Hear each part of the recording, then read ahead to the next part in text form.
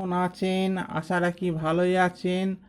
আজ আমি কয়েকটা হোমিওপ্যাথি ওষুধের শিশি এখানে রেখেছি, বুঝতেই পাচ্ছেন। তাহলে কোনো না কোনো হোমিওপ্যাথি ওষুধের সম্বন্ধে আমি আলোচনা করব।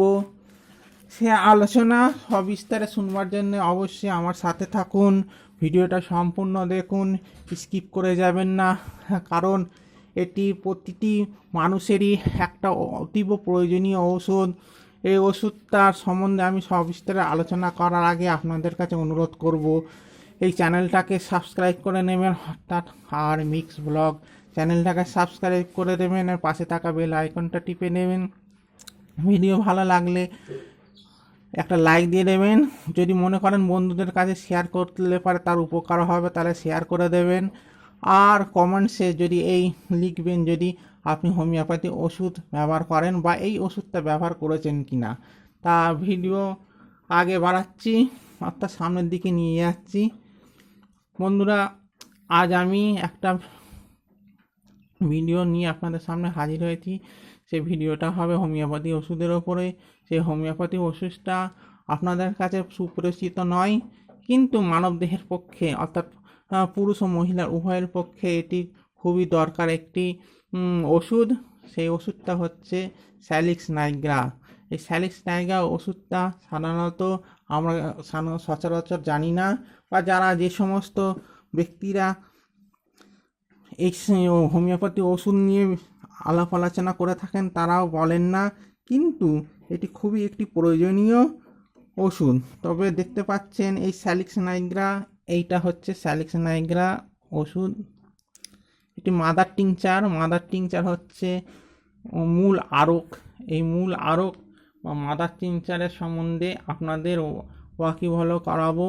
কারণ এর মাদার টিংচার না ব্যবহার করলে পারে কোনো কাজ হবে না, পোটেন্সি বা পাওয়ার আপনাদের কাজ হবে না। তা স্যালিক্স নাইগ্রার সম্বন্ধে আপনাদের বিশদে জানাচ্ছি।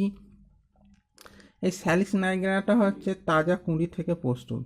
তাজা কোন ফুলের থেকে প্রস্তুত আমরা জানি না, তবে তাজা কুঁড়ি থেকে প্রস্তুত। পুংজননের উপর এর প্রধান ক্রিয়া প্রমেহ ও শুক্রমেহ, এই দুইটি পীড়াতে এর অধিক ব্যবহার হয়। প্রমেহ ও শুক্রমেহর ক্ষেত্রে এটা ব্যবহার প্রমেহ। এই পীড়া তরুণ ও প্রথম অবস্থা আমরা সাধারণত ক্যান্থারিস, ক্যানাবিস, মার্কুরিয়াস, টেরিবিন্থ, পার্স প্রভৃতি কয়েকটি ঔষধ ব্যবহার করি। প্রমেহের সর্বপ্রধান উপসর্গ প্রস্রাবের জ্বালা পোড়া, স্বল্প প্রস্রাব দ্বার দিয়ে কখনো রক্ত নির্গমন হয়। মনে করবেন প্রস্রাবের দাঁতে মাঝে মাঝে রক্ত নির্গমন তরল অথবা গাঢ় ধাতুস্রাব, লিঙ্গমুণ্ড ফোলা, অর্থাৎ লিঙ্গমুণ্ডে জলে ফোলা হয়ে থাকে। আর সামনের দিকটা মোটা, পেছন দিকটা পাতলা। বেদনা, প্রস্রাব নালীতে বেদনা, সুরসুর করা, যন্ত্রণাদায়ক প্রবল কর্য, অর্থাৎ লিঙ্গ উদ্গমন প্রভৃতি এর মধ্যে শেষোক্ত লক্ষণটি, অর্থাৎ প্রবল কর্ডি মানে লিঙ্গ উদ্গমন, প্রবল কর্ডি, এই ক্যানাবিস ও ক্যান্থারিস এই দুটিতে অধিক নির্দিষ্ট করে ব্যবহার হয়। তথাপি স্যালিক্স প্রয়োগ করবেন। স্যালিক্স নাইগ্রা উৎকৃষ্ট একটি ওষুধ। যারা হস্তমৈথুন বা ম্যাস্টারবেশন করে থাকেন, উক্ত পীড়ার কারণ হলে স্যালিক্স নাইগ্রা আরও অধিক উপকারী। এই সকল ছাড়া কাহার ক্ষমতাহীন অথচ স্ত্রী সংসর্গ ইচ্ছা অত্যন্ত প্রবল, এই লক্ষণটি থাকলেও এই প্রয়োগে এই এই এই এই ওষুধ প্রয়োগ করলে ইচ্ছাশক্তির হ্রাস হইবে।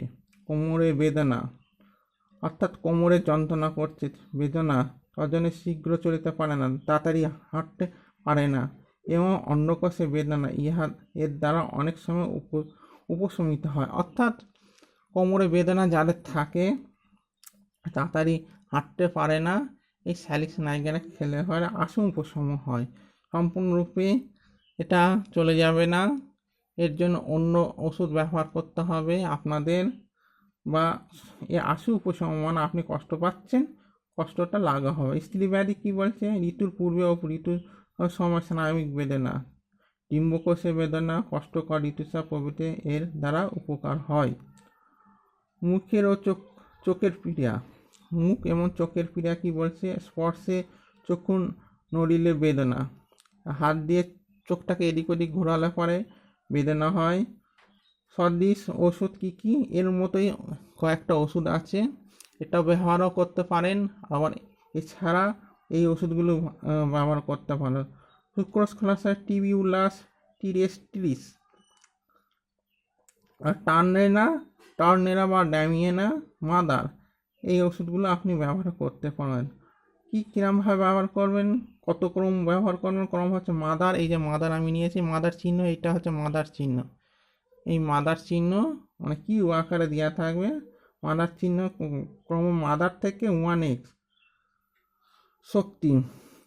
শক্তিমাত্রা 10 হইতে 30 বিন্দু, অর্থাৎ হাফ কাপ জলে আপনি 10 থেকে 30 ফোঁটা নিয়ে খেতে পারেন। দিনে 3 বার খাবেন।